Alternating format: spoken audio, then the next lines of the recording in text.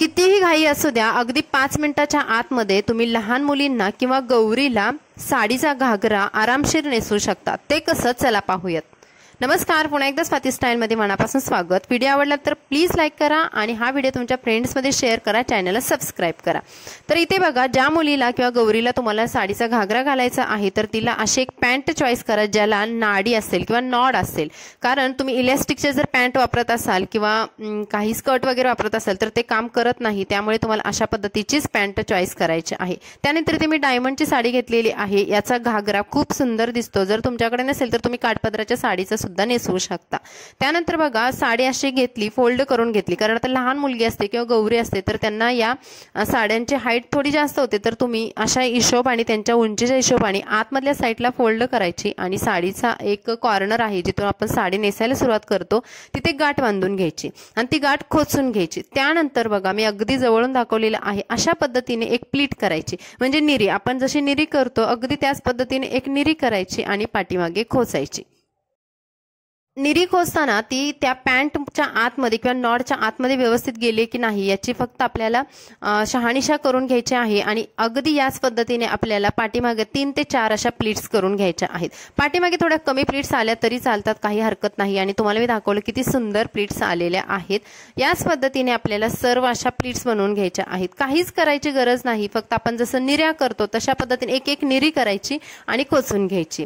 पण एक लक्षात गोष्ट ठेवायची आहे की निरी खोचताना प्रत्येक निरीमधलं अंतर हे समान असावं। आता बघा, एक मी निरी खोचून घेतली, त्यानंतर दुसरी निरी खोचताना पहिल्या निरीमध्ये आणि दुसऱ्या निरीमधलं जे अंतर आहे ते सेम असावं, तरच आपला तो घागरा आहे तो सुंदर दिसतो आणि एकसारखा वाटतो। अशाच पद्धतीने समोरून सुद्धा आपल्याला पूर्ण हा घागराच्या प्लीट्स आहेत किंवा निऱ्या आहेत त्या खोचून घ्यायच्या आहेत।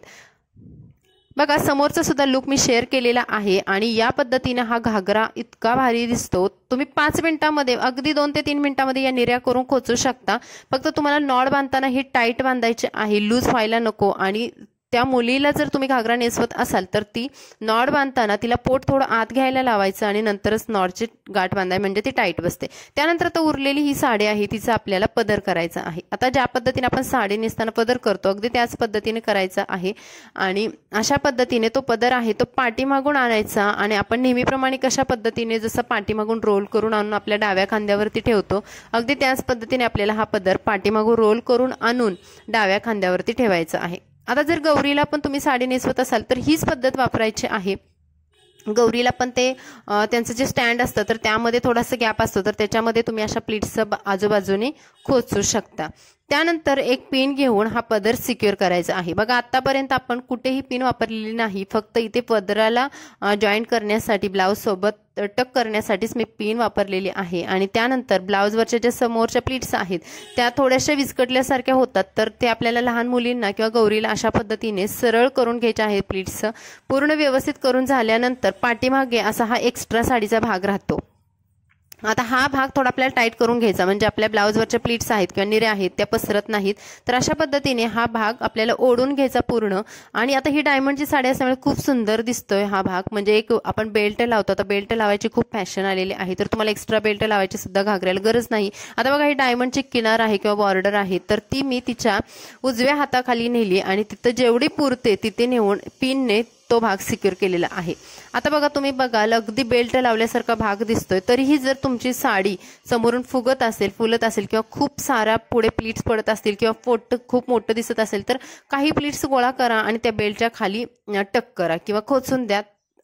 तुमचा साडीचा घागरा आहे तो इथे कंप्लीट होतो आणि अगदी 5 मिनिटात म्हणल्याप्रमाणे तुमची साडी मुलींना नेसवून किंवा गौरीला सुद्धा नेसवून तयार होते आणि एक वेगळा लुक दिसतो। गोकुळाष्टमीचे सारखे कार्यक्रम असतात जेव्हा मुलींना राधा बनायचं असतं किंवा गौरीला सुद्धा आपण त्याच प्रकारच्या नेहमीच्या साड्या नेसवतो आणि ती स्टाईल सुद्धा जुनी वाटते, त्याऐवजी कुठेतरी आपण असं नवीन पद्धत वापरून त्यांना सुद्धा लुक वेगवेगळा क्रिएट करू शकतो आणि लहान मुलींचा सुद्धा। तर समोरचा भाग सुद्धा दाखवलेला आहे आणि पाठीमागचा भाग सुद्धा मी तुमच्यासोबत शेअर केलेला आहे। तर गौरीच्या हातामध्ये असं भरपूर सारे प्लेट्स असतात, या पद्धतीनेच मी तिचा लुक दाखवलेला आहे। तर मैत्रिणी, हा व्हिडिओ कसा वाटला कमेंट्स करायला विसरू नका। चला भेटून नवीन व्हिडिओमध्ये, बाय बाय।